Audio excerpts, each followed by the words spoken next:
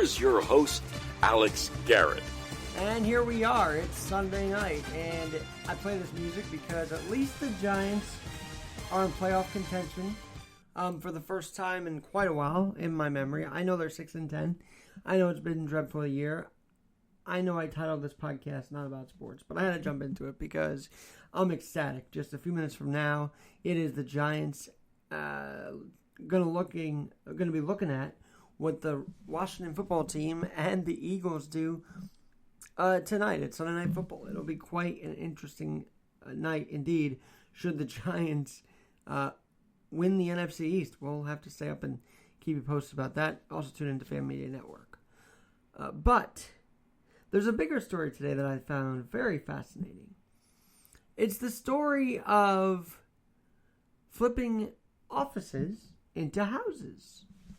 Normally you say, well, you're going to flip the house, right? That's what the term is. That's the real estate term. But literally they're about to flip offices. They're urban advocates, according to LinkedIn, that would like to see offices that are vacated because of the virus turned into apartments. Now, for the landlord of these businesses of these places that the business doesn't want to lease out to, that could work. But is it safe? I have to do a lot more into this, but I want to give you an introductory idea because I find this I'm on the fence about. We don't want the landlord to suffer from having businesses unable to lease. At the same time, is a midtown affordable housing viable? I mean, this is a New York Times headline as well from December 11th, 2020. New York City commercial real estate. That's the section. Midtown is reeling. Should its offices become apartments? See, I had believed, and I often believe, and I still believe, you put people back in the office. That is the most natural thing to do. After all, we're seeing in New York City lawsuits from downtown where they do not want to accept the homeless into hotels down here in downtown Manhattan. We saw with the Lucerne Hotel. They didn't want to accept the homeless there either. The West Siders didn't either. But now this concept pops up. And I just posted on Alex Garrett Podcasting. And it's a feeling like a lose-lose. What is the most natural thing for a worker to be in his or her own workspace? What is the most natural thing for an apartment or for affordable housing? I don't think affordable housing should necessarily be in Midtown Manhattan. Now, okay, 14% of office space in Midtown Manhattan is vacant. Highest rate since 2009. And the pandemic was adding to it, but I know that it was becoming vacant before that. This pandemic just exacerbated it.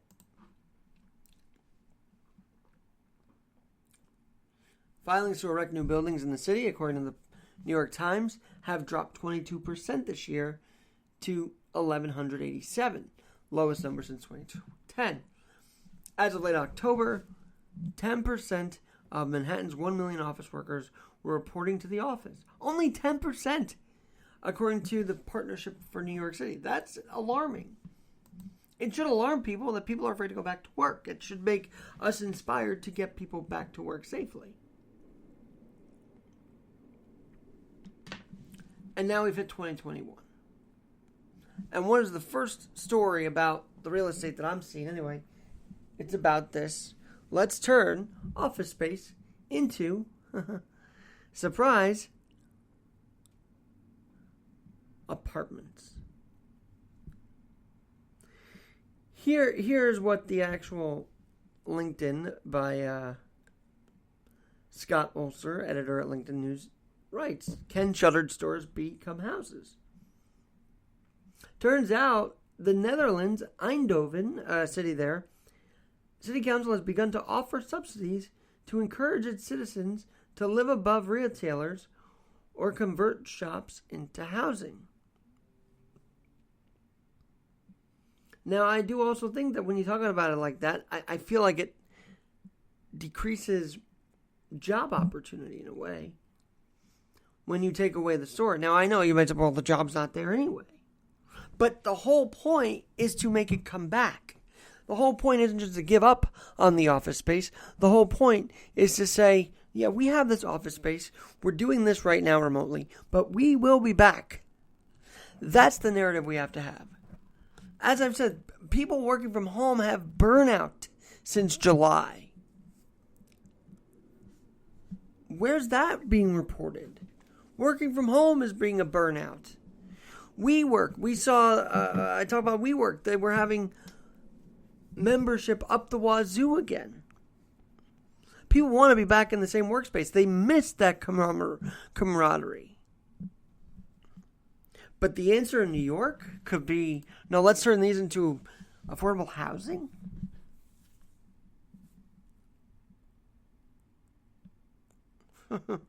It doesn't make sense to me.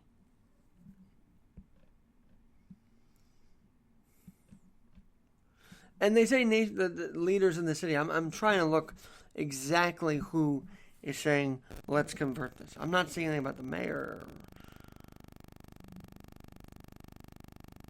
or whatnot.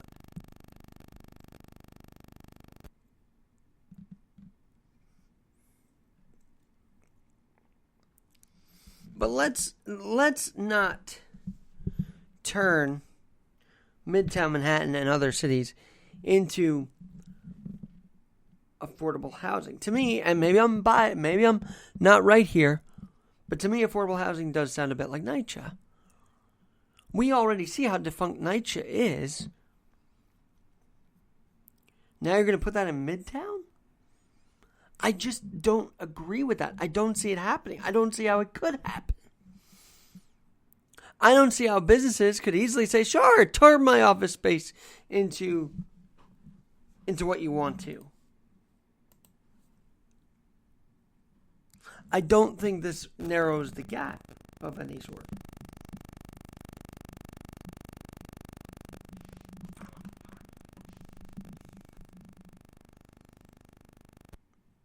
And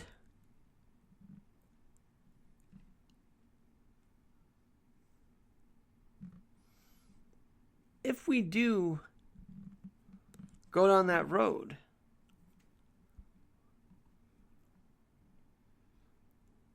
according to Cushman and Wakefield, they say that the residential would create 14,000 apartments citywide, including as many as 10,000 in Manhattan, a significant amount in a city routinely short of enough housing, especially affordable homes. This is where we have to draw a line. Are we going to allow actual apartments to be built, or are we going to say this is a NYCHA facility? Are we going to say 42nd and 6th Avenue, you're struggling. Here, we're going to put an actual apartment complex. We're going to turn it into apartments and hopefully drum up some residential there. I cannot see Times Square or any of those other outlets, other hotspots, turn into a NYCHA complex. I don't think we want that either, with all its problems. So what is the thing to do? The thing to do is to stop worrying about giving up on these offices and start saying, how can we safely get these people back to work? Get these buildings filled up again, which may never happen. I will admit that. I will cede that point, as they say. But I will not stand for an alternative like this in the middle of Manhattan. I will not stand for the New York Times even proposing a situation like this. We do need housing, yes. But do we need it right in the square of Times Square or right in the Manhattan vicinity?